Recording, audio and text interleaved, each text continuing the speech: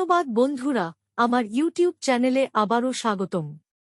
নতুন হলে চ্যানেলটি সাবস্ক্রাইব করতে ভুলবেন না এবং ভিডিওগুলি লাইক করতে ভুলবেন না এবং অন্যদের সাথে শেয়ার করতে ভুলবেন না।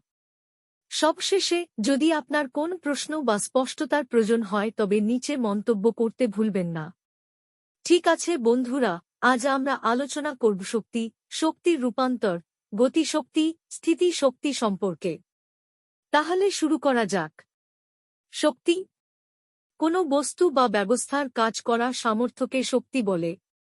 কোনো বস্তু বা ব্যবস্থা যে পরিমাণ কাজ করতে সক্ষম তা দিয়ে এর শক্তি নির্ণয় করা হয়। তাই কাজ ও শক্তির পরিমাণ অভিন্ন এবং শক্তির একক কাজের একের অনুরূপ।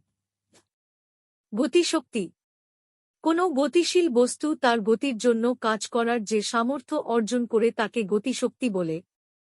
স্থির বস্তুতে বল প্রয়োগ করলে বস্তু গতিপ্রাপ্ত হয়। গতিশীল বস্তু স্থান পরিবর্তনের মাধ্যমে কাজ সম্পন্ন করে। এই কাজই হচ্ছে গতিশক্তির পরিমাপক। বস্তুর উপর প্রযুক্ত বল বস্তুতে গতিশক্তি হিসেবে জমা থাকে। গতিশীল বস্তু স্থির অবস্থায় আসার পূর্ব পর্যন্ত যে পরিমাণ কাজ করতে পারে তার দ্বারা বস্তুটির গতিশক্তি পরিমাপ করা হয়।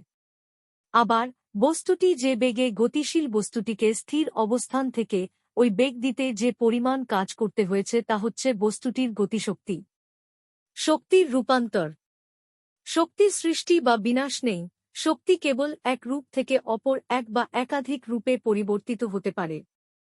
মহাবিশ্বের মোট শক্তির পরিমাণ নির্দিষ্ট অপরিবর্তনীয়। এটা শক্তির অবিনশ্বরতা বা শক্তির সংরক্ষণশীলতা বা শক্তির নিত্যতা।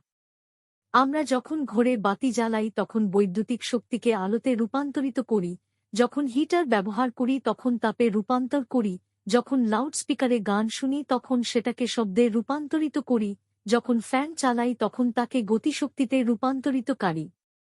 কাজেই শক্তির সৃষ্টি নেই কিংবা ধ্বংস নেই, শুধু এক রূপ থেকে অন্য রূপে রূপান্তরিত হয়।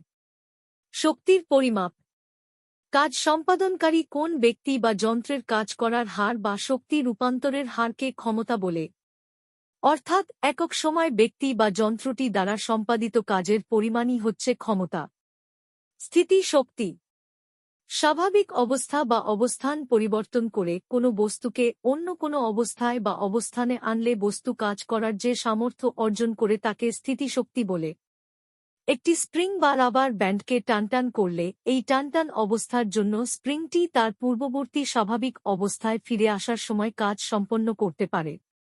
স্প্রিংটি তার স্বাভাবিক অবস্থা পরিবর্তনের জন্য কাজ করার যে সামর্থ্য অর্জন করে সেটি তার স্থিতিশক্তি।